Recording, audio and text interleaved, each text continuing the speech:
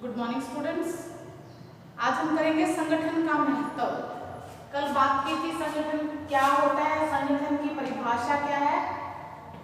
आज उसके महत्व के बारे में बात करेंगे कि ऑर्गेनाइजेशन करते हैं तो उसका महत्व क्या होता है। महत्व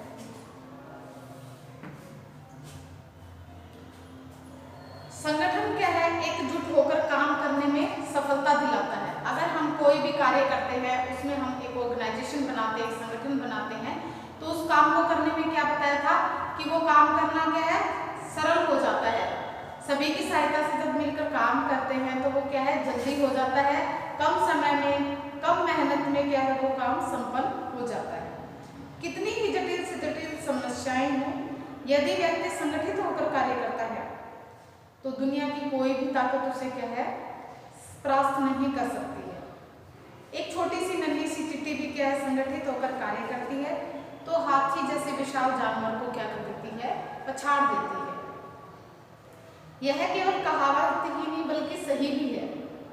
यह लोकोक्ति नहीं कि एकता में ही बल है। आपने सुना होगा कि एकता में ही बल है। इसमें क्या करते हैं कि एक एक करके लकड़ी तोड़ता है तो वो टूट जाती है, लेकिन जब वो इकट्ठी करके 5-6 लकड़ियाँ एक साथ तोड़ने की कोशिश करता है तो आपने देखा वो लकड़ियाँ नहीं टूटती है। क्यों नहीं टूटती है? तो उसके पीछे ये रीजन होता है कि वो क्या है, एकता में बल है। तो यानी सभी मिलकर कार्य करते हैं तो उस कार्य को करने में आसानी होती है, और समस्याएं भी आती हैं तो वो क्या है, आपस में सुलझा कर वो फटाफट उस कार्य को संपन्न कर लेते हैं।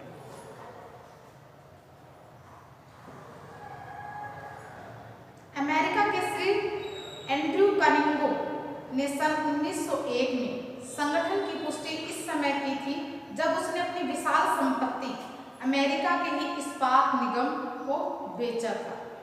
उन्होंने कहा था, हमारा सारा धन, महान कार्य, खाने आदि सब कुछ ले जाओ, किंतु हमारा संगठन हमारे पास छोड़ दो। हम कुछ ही वर्षों में पुनः को स्थापित कर लेंगे। और उन्होंने इस बात को सच करके भी दिखाया था। ये क्या था कि अमेरिका की एक कंपनी थी, जो व्यक्ति थे उन्होंने क्या है, श्री एंड्रयू कनिंगो ने सन 1901 में क्या कहा कि उसके पास जितनी भी संपत्ति, उसकी जो फैक्ट्रीज और उसके पास जो भी था वो उसने क्या कर दिया, दान कर दिया। वो कहता है कि मेरा सब कुछ ले लो, लेकिन जो मेरी ऑर्गेनाइजेशन है यानी मेरे जो लोग हैं काम करने वाले, वो मेरे पास छोड़ दो, और मैं थोड़े टाइम बाद में ही आपको पुनः ये सारी चीजें वापस स्थापित करके दिखा दूंगा। और उसने ऐसा ही किया। तो इसका कहने का क्या मतलब हुआ कि संगठन होने के बाद वो क्या है, उसने क्या है, उस कार्य को पुनः से प्राप्त कर लिया। तो क्या है, तो सच करके दिखाया। वास्तव में क्या है, संगठन प्रबंध की क्या है, एक आधारशिला होती है। संगठन के कई महत्व होते हैं, जैसे कि क्या है, प्रबंधकीय कार्य क्षमता में वृद्धि करना, यानी हमारे क्या है, जो प्रबंधकीय मैनेजमेंट के जो कार्य होते हैं उनके करने में क्या है, वर्क एफिशिएंसी में क्या हो जाती है, बढ़ोतरी हो जाती है। दूसरा क्या था, विभिन्न क्रियाओं का आनुपातिक एवं संतुलित महत्व होता है। तीसरा है इसमें भ्रष्टाचार को रोकना, यानी क्या है, भ्रष्टाचार को क्या है, रोका जा सकता है। विकास को बढ़ावा देना, अगर हमारे पास ऑर्गेनाइजेशन है तो हम क्या है, विकास को बढ़ा सकते हैं, यानी उन्नति कर सकते हैं। अगर हमारे पास मेंबर्स ही नहीं है तो हम कैसे अपने ऑर्गेनाइजेशन को चलाएंगे। समन्वय को सुविधाजनक बनाना, यानी अगर हमारे पास बहुत सारे लोग हैं तो हम क्या है, कोऑर्डिनेट करके क्या है, उनको अच्छे से क्या है, कार्य को यानी इच्छाओं की पूर्ति कर सकते हैं। प्रबंधकों के विकास एवं प्रशिक्षण में सहायता देना, यानी क्या है, जो मैनेजमेंट होती है यानी हमारे पास जो भी ऑर्गेनाइजेशन होती है वो प्रबंधक के विकास में क्या करते हैं, वो सहायता करते हैं। फिर क्या था, मनोबल, आत्मविश्वास को बढ़ाने में। जो हमारे पास संगठन होता है तो हम कई बार होता है ना कि मेरे पास क्या है, हम किस, अगर हमारे पास आप काम करने वाले आदमी हैं, लोग हैं, तो हम क्या, उनके बलबूते कह देते हैं कि ये काम मैं कर दूंगा, मैं ये काम फटाफट कर दूंगा, इतने टाइम में वो बता देता है कि इतने टाइम में इसको कंप्लीट कर दूंगा। लेकिन क्या होता है, वो किसके बलबूते कह रहे हैं, क्योंकि उसको पता है कि उसकी ऑर्गेनाइजेशन कैसी है, उसकी संगठन कैसी है, उसके साथ काम करने वाले लोग कैसे हैं, तभी वो उनके उस पर बोल सकता है कि हाँ मैं इस कार्य को इतने टाइम में कंप्लीट कर दूंगा, यानी कमिटमेंट कर देता है कि मैं इतने टाइम में इस कार्य को आपको करके दिखाऊंगा। फिर तकनीकी विचारों का अनुकूलतम उपयोग। और क्या है, बहुत सारे जब लोग होते हैं तो क्या है, उनके पास जैसे 10 लोग हैं, 10 लोग में से किसी को कंप्यूटर की नॉलेज है, किसी को क्या है डिजाइनिंग की नॉलेज है, यानी हमें ड्रेस तैयार करनी है, उसके लिए क्या है हमें क्या है कोरल ड्रॉ से यानी कंप्यूटर पे डिजाइन ड्रॉ करना है। तो हम क्या करेंगे, उसके लिए कंप्यूटर पे डिजाइन ड्रॉ करना है, फिर उसको प्रिंटिंग करना है, फिर उसकी कटिंग करना है, फिर उसकी स्टिचिंग करना है। तो इसके लिए क्या है, मान लो 10 लोग हैं, उनमें से एक की एफिशिएंसी यानी उसको एक को क्या कंप्यूटर पे काम करना आता है, दूसरे की स्टिचिंग अच्छी है, तीसरे की ड्राइंग अच्छी है, चौथे की कलर कॉम्बिनेशन का पता है। तो ये सारी चीजें क्या है, अगर हमारे पास लोग हैं तो हम क्या कर सकते हैं, उनको क्या तकनीकों का सहारा लेकर और क्या है उच्चतम शिखर तक पहुंच सकते हैं। तो ये थे हमारे संगठन के महत्व थे। अब बात करते हैं कंट्रोलिंग की यानी नियंत्रण की। जब हम कोई कार्य करते हैं तो हमने 5 स्टेप बताए थे, उसमें से था पहला था प्लानिंग, 4 स्टेप थे। प्लानिंग किया हमने, दूसरा ऑर्गेनाइजेशन और तीसरा क्या है हमारा कंट्रोलिंग है, नियंत्रण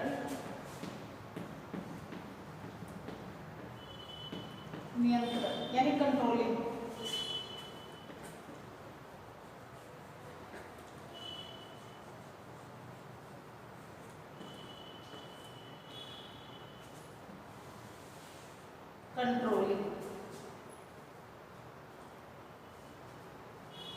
कंट्रोलिंग यानी नियंत्रण में क्या है, इसमें क्या है प्रबंध प्रक्रिया का क्या है, ये तीसरा और महत्वपूर्ण स्टेप है। इसमें क्या करते हैं, इसके अंतर्गत संगठन को कार्य रूप में परिणत किया जाता है।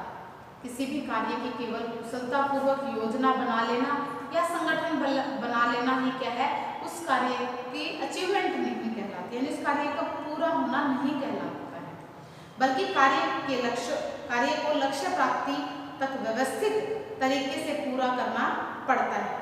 योजना को क्रियान्वित होते समय कई समस्याएं आती है, यानी हम जब कार्य को करते हैं तो ये नहीं है कि वो इजीली वो कार्य हो जाता है, उस कार्य को संपन्न करने में क्या है हमें बहुत सारी दिक्कतों का सामना करना पड़ता है, कई तरह की तकलीफें होती है, कई तरह की दिक्कतें आती है, तो इस प्रकार से कई प्रॉब्लम्स आती हैं और जिन्हें क्या है दूर करना क्या है जरूरी है। आवश्यकता अनुसार कई परिवर्तन करने पड़ते हैं। आवश्यक सुझाव तथा निर्देश द्वारा योजना को पूर्ण निश्चित कार्यक्रम के अनुसार चलाया जाता है ताकि पूर्ण निर्धारित लक्ष्यों की प्राप्ति हो सके। इसी कार्य प्रबंध प्रक्रिया को नियंत्रण कहते हैं। यानी क्या है, कई बार क्या होते हैं हमने योजना बना ली लेकिन क्या है उसको टाइम टू टाइम क्या है हमें देखना पड़ता है, उसको ठीक करना पड़ता है। मान लो कहीं पे मान लो मैं कटिंग की है मैंने और कटिंग के बाद क्या है मैं स्टिचिंग कर रही हूँ तो मैंने बाजू उल्टी लगा दी, तो ये नहीं है कि मैं उसी स्टेप पे उसको ठीक नहीं करूँगी। अगर मैं उसको कंप्लीट होने के बाद में देखूंगी या मैंने फिटिंग अपनी देखा कि भी मेरा सूट को मैंने बाजू लगाने से पहले क्या है पहन के देख लिया, फिटिंग प्रॉपर फिटिंग करने से पहले, तो उसमें क्या होगा जब मैं उसको पूरे को स्टिच कर देती हूँ और जब मैं बाद में देखती हूँ कि पहन के तो पता चला कि मेरे तो टाइट है, तो फिर उससे क्या होगा उसको मुझे पूरा उधेड़ना पड़ेगा, फिर दोबारा से वो कार्य दोबारा से लगाना काम करना पड़ेगा, तो फिर उससे क्या हुआ हमारे क्या लग गई मेहनत लग गई और हमारा समय भी वेस्ट हो गया। तो उसके कंपैरिजन में क्या है वो चीज़ हमने पहले ही करके देख ली तो वो क्या कहलाती है कंट्रोलिंग कहलाती है। यानी कोई भी समस्याएं होती हैं अगर हम उसको उसी समय क्या कर लेते हैं ठीक कर लेते हैं तो वो क्या कहलाती है कंट्रोलिंग यानी नियंत्रण कहलाता है। तो उस कार्य को जब हम करते हैं तो क्या उसमें कम समय और कम मेहनत में ही क्या वो संपन्न हो जाता है। अब डेल हेनिंग के शब्दों में डेल हेनिंग कहते हैं, डेल हेनिंग ने कहा है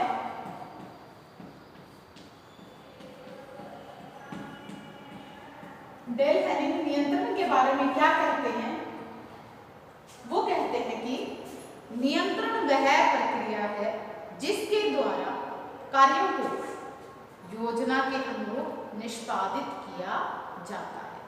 यानी डेल हेनिंग के शब्दों में वो क्या कहता है नियंत्रण वह प्रक्रिया है जिसके द्वारा कार्यों को योजना के अनुरूप क्रिया निष्पादित किया जाता है। यानी क्या कहते हैं कि नियंत्रण वह प्रक्रिया है जिसके अंतर्गत कार्यों को जो हम कार्य करते हैं उनको क्या है योजनाबद्ध तरीके से किया जाता है यानी संपन्न किया जाता है। अब बात करते हैं नियंत्रण की अर्थ एवं परिभाषा की।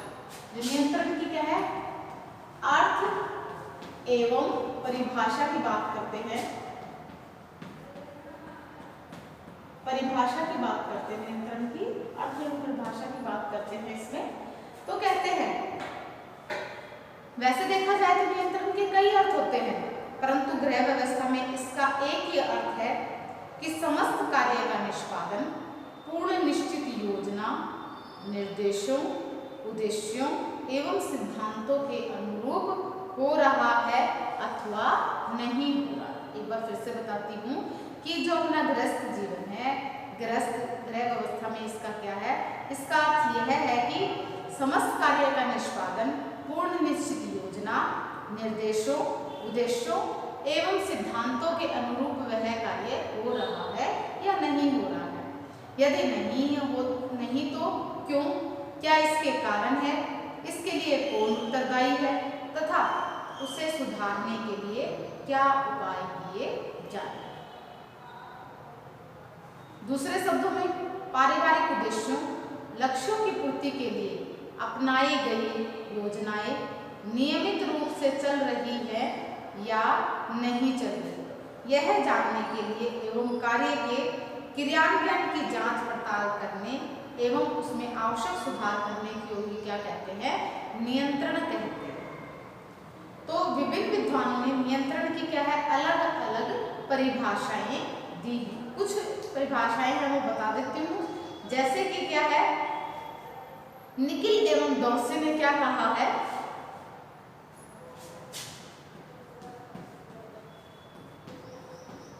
निकिल एवं डॉर्सी के अनुसार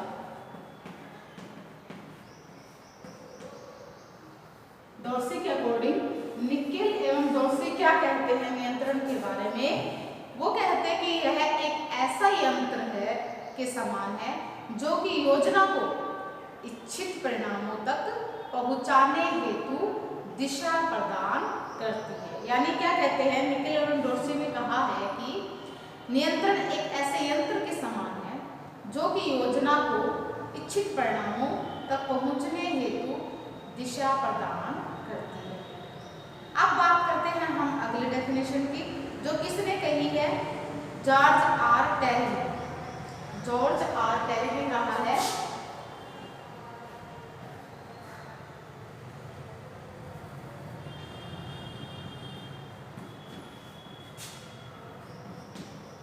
जॉर्ज आर टेरी क्या कहते हैं, उन्होंने कहा है नियंत्रण का अर्थ यह निर्धारित करना